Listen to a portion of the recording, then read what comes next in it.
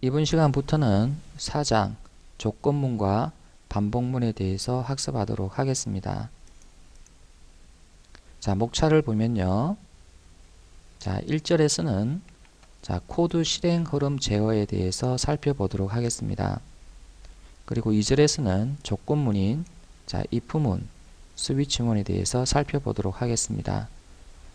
3절에서는 반복문인 for문, while문, doWhile문에 대해서 살펴보도록 하겠습니다.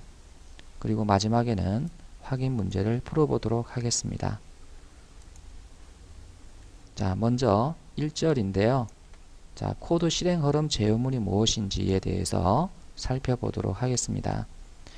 자, 우리가 자바 프로그램을 실행을 하게 되면은 정상적인 코드 실행 흐름이 생기는데요. 자, 정상적인 코드 실행 흐름이란 메인 메소드의 시작 중괄로에서 끝 중괄로까지 위에서 아랫 방향으로 실행하는 것을 이야기를 합니다. 자, 여기를 보시면 메인 메소드가 있는데요. 자, 프로그램을 실행을 하게 되면 메인 메소드의 시작 중괄로에서부터 끝 중괄로까지 이와 같이 순차적으로 실행해 내려가는 이런 흐름을 정상적인 코드 실행 흐름이라고 이야기를 합니다. 자, 그런데 이런 정상적인 코드 실행 흐름을 제어문을 사용을 하게 되면 여러분이 원하는 방향으로 변경을 할 수 있다는 거죠. 그래서 제어문의 역할은 정상적인 코드 실행 흐름을 개발자가 원하는 방향으로 변경할 수 있도록 해준다라고 되어 있습니다.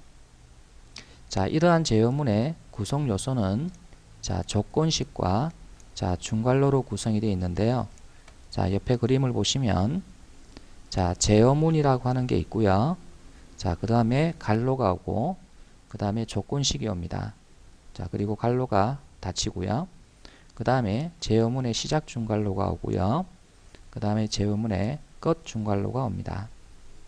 그래서 이 조건식이 하는 역할은요. 자, 제어문의 이 블록을 실행할지 또는 실행하지 않을지에 대해서 결정하는 역할을 합니다. 그래서 제어문은 이 조건식이 만족이 되면 이 블록, 즉 제어문의 블록을 실행하고요. 만약에 이 조건식이 만족하지 않으면 이 블록을 실행하지 않고 이렇게 건너뛰어서 정상 실행 흐름으로 다시 되돌아갑니다. 자, 그래서 이 제어문은요, 이 조건식에서 처음부터 이 블록을 시작할지 또는 이 블록을 시작하지 않고 이렇게 건너뛸지를 결정도 하지만요. 자, 제어문 안에서도 실행을 하다가 빠져나와서 이렇게 정상 실행 흐름으로 갈 수도 있고요. 자, 제어문이 끝나면 다시 돌아서 이거를 루핑이라고 이야기하는데요. 그래서 다시 돌아서 제어문의 처음으로 가서 다시 이 블록을 실행할지 또는 실행하지 않을지를 판단하고 이렇게 건너뛰든지 아니면 다시 블록을 실행하든지를 결정을 합니다.